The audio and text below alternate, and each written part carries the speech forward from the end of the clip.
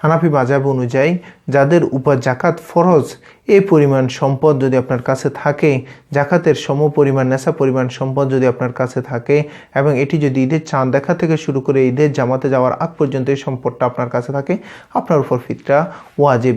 এই জন্য আমরা প্রত্যেক যারা একটু হিসেব করে আমরা প্রত্যেকে ফিতরাটা দিয়ে দিব।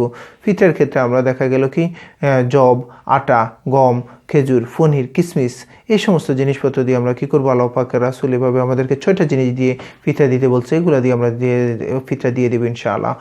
গম আর আটার ক্ষেত্রে 1650 গ্রাম, কিশমিশ, পনির, খেজুর, জব এগুলো হচ্ছে 3 কেজি 300 গ্রাম।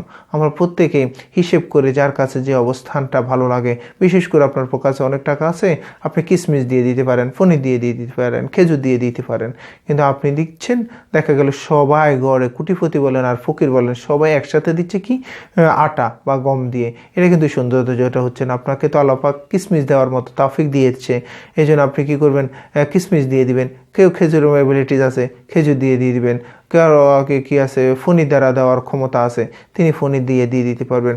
তবে মনে রাখবেন, আপনার সামর্থ্যবান উপর অবশ্যই আপনাকে ফিতরা দিতে হবে। প্রত্যেকের জন্য এক একটা ফিতরা, আপনি সবগুলো আপনার ফ্যামিলির সমস্ত ফিতরা একজনকে দিয়ে দিতে পারেন, কোনো সমস্যা নেই।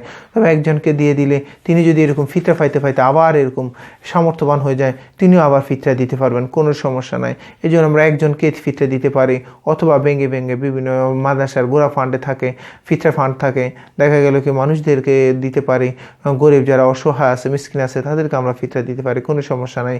তবে মনে রাখবেন, এই ফিতরাটা শাফি মাযহাব অনুযায়ী একটা কথা, কঠিন কথা, সেটা হচ্ছে যে কোনো ব্যক্তি যদি ঘরের মধ্যে সমস্ত সদস্যদের একদিনের পরিমাণ খানা আছে, এর পাশাপাশি তার কাছে এক্সট্রা, অর্থাৎ যে আপনার 3 কেজি 300 গ্রামের পরিমাণ কিশমিশ, পনির, খানা এই সমস্ত জিনিসপত্রগুলো আছে, তার কাছে সে ফিতরা দেওয়ার জন্য তার জন্য বাধ্যতামূলক।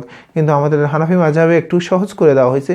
কিন্তু আপনার কাছে যদি সামর্থ্য থাকে, আপনি দিয়ে দেন, বেশি থেকে বেশি। সবাইকে তো আল্লাহ তৌফিকটা দেয় না, যেহেতু আপনাকে দিয়েছে, আমরা প্রত্যেকে আমরা কি করে দিব, ফিতরা দিয়ে দিব ইনশাআল্লাহ। প্রত্যেকে এদিকে আমরা একটু লক্ষ্য রাখবো, প্রত্যেকে যেন আমাদের প্রত্যেকেই একটা ফিতরা কমসে কম, বর্তমানে একটা ফিতরা আটার দিক থেকে আপনি যদি হিসেব করেন 110 থেকে 120 টাকা হয়, এর বেশি হয় না। আমরা প্রত্যেকে এই জিনিসটা লক্ষ্য করে আমরা সবাই ফিতরা দিয়ে দেব ইনশাআল্লাহ।